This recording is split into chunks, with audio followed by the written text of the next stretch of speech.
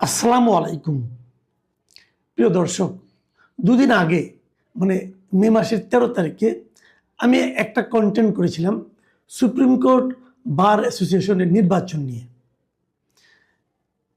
১৩ তারিখ ছিল সেটা, সেই দিনই এই সুপ্রিম কোর্ট বারের নির্বাচনের প্রথম দিন ছিল এবং সেই কন্টেন্টের আবার শিরোনাম ছিল যে নির্বাচন সুপ্রিম কোর্ট বার স্টাইল। এতে একটা বিভ্রান্তি তৈরি হয়। বিভ্রান্তিটা এখানে, অনেকে হয়তো মনে করবেন সুপ্রিম কোর্ট বারে বোধহয় এভাবেই নির্বাচন হয়, মানে এর আগে এভাবেই হয়েছে। কিন্তু যারা জানেন তারা জানেন যে সুপ্রিম কোর্ট বারের ৭৭ বছরের ইতিহাসে এ ধরনের নির্বাচন কখনো হয়নি। মানে এটাকে আপনি বলতে পারেন টোটালি একতরফা একটা নির্বাচন। এই নির্বাচনে ৪২ জন প্রার্থীকে তারা মনোনয়নপত্র জমা দিয়েছিল, তার সঙ্গে ফি জমা দিয়েছিল, যে ফি নাকি আবার ফেরতযোগ্য নয়, এবং তাদের মনোনয়ন বাতিল করে দেওয়া হয়েছে এবং বলা হয়েছে যে এই লোকগুলো আওয়ামীপন্থী আইনজীবী, অতএব তারা নির্বাচন করতে পারবে না। একজন লোক কোন পন্থী হবে না হবে এটা তার ব্যক্তিগত ব্যাপার এবং এটা তার সাংবিধানিক অধিকারের মধ্যে পড়ে। সেই অধিকার থেকে তাদের বঞ্চিত করা হয়েছে, তাদের নির্বাচনে অংশগ্রহণ করতে দেওয়া হয়নি। এ ধরনের ঘটনা সুপ্রিম কোর্ট বারের কোনো নির্বাচনে এর আগে হয়েছে এটা কেউ বলতে পারবে না। দেখুন, সর্বশেষ যে নির্বাচনটা হয়েছিল ২০২৪-এর সেই গণ অভ্যুত্থানের আগে, সেই নির্বাচনেও কিন্তু আওয়ামী লীগ বিএনপি সবাই নির্বাচনে অংশ নিয়েছিল এবং সেই নির্বাচনে সভাপতি পদে কিন্তু বিএনপি পন্থী একজন আইনজীবী বিজয়ী হয়েছিলেন, মাহবুবউদ্দিন খোকন, যিনি এবারও সভাপতি নির্বাচিত হয়েছেন। তখন ওই নির্বাচনে অনেক বিতর্ক ছিল, সাধারণ সম্পাদক পদে কেউ কেউ জোর করে পাশ করতে চেয়েছিল, নানা ধরনের ঝামেলা হয়েছে, কিন্তু নির্বাচনে কিন্তু সবাই অংশ নিয়েছে। এবার আপনি অর্ধেকের মতো লোককে নির্বাচনে অংশই নিতে দিলেন না। কেন দিলেন না? কোন আইনে দিলেন না? কোন গোজামিলি করে দিলেন না? এটা নিয়ে আলোচনা হচ্ছে এবং আমার এই ধারণা এটা নিয়ে আলোচনা হতে থাকবে আগামীতেও। এবং সবচেয়ে বড় কথা হলো, এই যে আলোচনা হতে থাকবে, এই আলোচনার নেতিবাচক যে দিকটা, নেতিবাচক যে ইঙ্গিতটা, সেটা কিন্তু যাবে এই আইনজীবীদের উপর না, খোদ বিএনপির উপর। বিএনপিকে দায় নিতে হবে।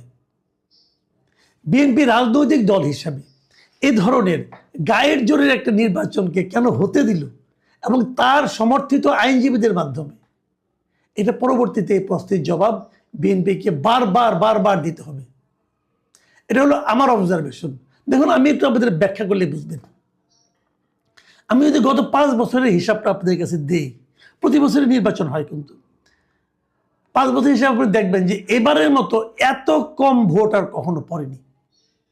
২০২০-২১ সালে যে নির্বাচনটা হয়েছিল, সেই নির্বাচনে ৭৬% ভোট পড়েছিল।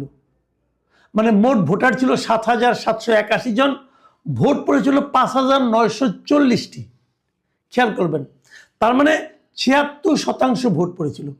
২০২১-২২ যে নির্বাচনটা হয়েছিল, সেখানে ভোট পড়েছিল প্রায় ৭২% মতো, কম বেশি হবে হয়তো বা একটু, ধরেন আপনার ৬৮ থেকে ৭২% মতো। ২০২২-২৩ যে নির্বাচনটা হয়েছিল, সেখানেও ভোট পড়েছিল এরকম ৬৫ থেকে ৭০% মতো, এবং ২০২৩-২৪ যে নির্বাচনটা হয়েছিল, সেখানেও ভোট পড়েছিল প্রায় ৬০ থেকে ৬২% মতো। এবং সর্বশেষ গতবার যেটা ঝঞ্ঝা বিক্ষুব্ধ নির্বাচন বলি আমরা, খুব মানে একটা উত্তেজনা হয়েছিল, মারামারির মতো হয়েছিল, ভোট ছিনতাইয়ের মতো অবস্থা, ভোট গণনার সময় হইচই, অনেক কিছু, সেই নির্বাচনেও কিন্তু ভোট পড়েছিল ৫০%-এর বেশি। আর এবার একটা গণতান্ত্রিক সরকার, এরা এতদিন যে কটা বললাম এর আগে, ওই সময় তো আমরা বলি যে শেখ হাসিনা সরকার ছিল, এবং শেখ হাসিনা সরকারকে তো আমরা স্বৈরাচারী সরকারই বলি, তাই না? তো স্বৈরাচারী সরকারের আমলে এরকম ভোট পড়েছিল এবং সেই ভোট পড়া নিয়ে কোনো দলের কোনো আপত্তি ছিল না। বিএনপি, আওয়ামী লীগ, জামাত সবাই অংশ নিয়েছিল, তারপরে এরকম ভোট পড়েছিল। এবার এই গণতান্ত্রিক সরকারের আমলে আওয়ামী লীগকে নির্বাচন করতে দেওয়া হয়নি। আওয়ামী লীগকে ঠিক দেখেন, তো কোনো রাজনৈতিক দল টল নেই। আওয়ামী লীগ এই অজুহাতে তারা আওয়ামী লীগ করেন, অথবা আওয়ামী লীগ মতাবলম্বী, অথবা আওয়ামী মতকে ধারণ করেন, এই ধরনের একটা অজুহাতে বাদ দিয়ে দেওয়ার পর একচেটিয়াভাবে বিএনপি জিতেছে। 14টা আসনের মধ্যে তারা 13টাই পেয়েছে, একটা পেয়েছে জামাতের লোক। বিশাল জয়, ভূমিধর জয়, তাই না? কিন্তু এই ভূমিধর জয়ের চেহারাটা কি? চেহারা হলো এবার ভোট পড়েছে মাত্র 36.48%। মানে প্রায় 2/3 লোক ভোটই দেয়নি। যারা ভোটার তাদের মধ্যে 2/3 লোক ভোটই দিতে আসেনি।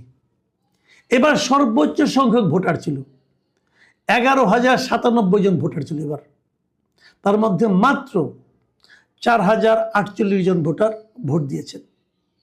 বাকিরা ভোটই দিতে আসেননি। কেন আসেননি?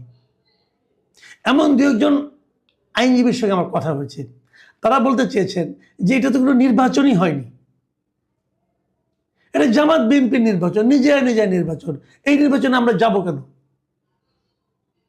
দেখুন, সবাই যে জামাত বিএনপি করেন তাও কিন্তু না, হয়তো ওই ধরনের একটা মত প্রকাশ করেন। আমাদের সাংবাদিকদের মধ্যে কিন্তু এরকম দুটো প্যানেল আছে, আমরা জানি। একটা হলো আওয়ামী এবং তার সঙ্গে বামপন্থী এদের সমর্থিত, আরেকটা হলো এই জামাত এবং বিএনপি সমর্থিত।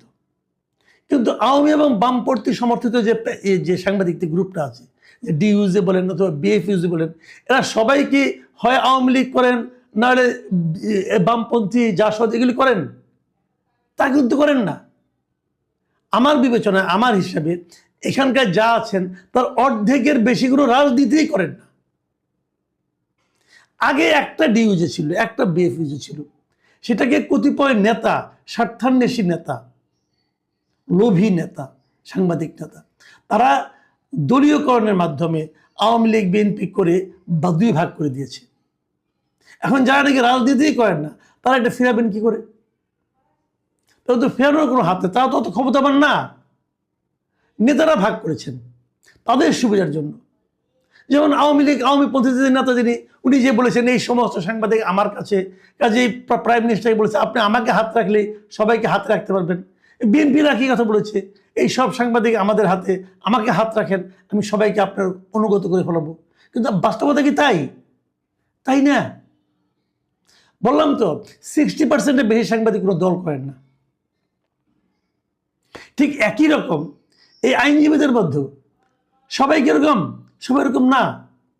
যারা প্রার্থী হয়েছেন, নেতা হয়েছেন, তারাও তো একরকম। কিন্তু অনেক আইনজীবী আছেন যারা কোনো দল করেন না, যারা আইনজীবী পেশায়। এখন আইনজীবী বার কাউন্সিলে যখন নির্বাচনটা হয়, এটা কি দলীয় নির্বাচন? না। তাহলে দলীয় তকমা দিয়ে, দলীয় ট্যাগ লাগিয়ে আপনি একটা বড় একটা অংশকে আপনি নির্বাচনে বাইরে রাখলেন। রাখার পর কি হলো? ম্যাক্সিমাম ভোটার ভোটই দিতে এলো না। কারণ যখন আপনার 36% ভোট হয়, তার মানে কি? তার মানে 63% লোক কিন্তু ভোট দিতে আসেনি।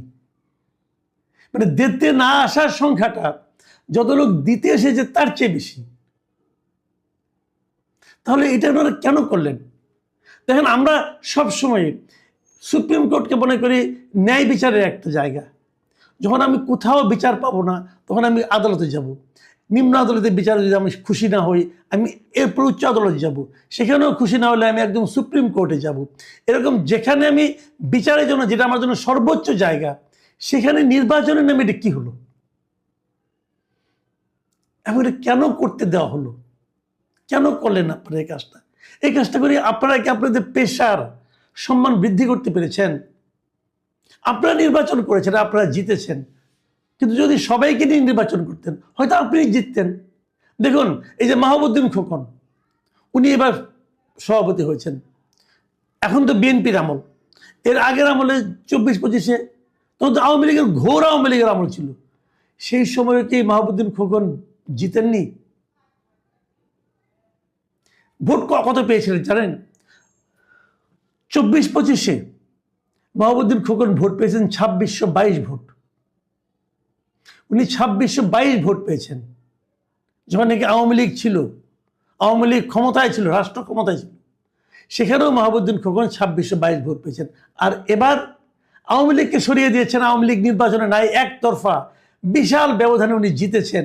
উনি এবার পেয়েছেন মাত্র 2984 ভোট, মানে ওই আগের চেয়ে মাত্র 300 ভোট বেশি।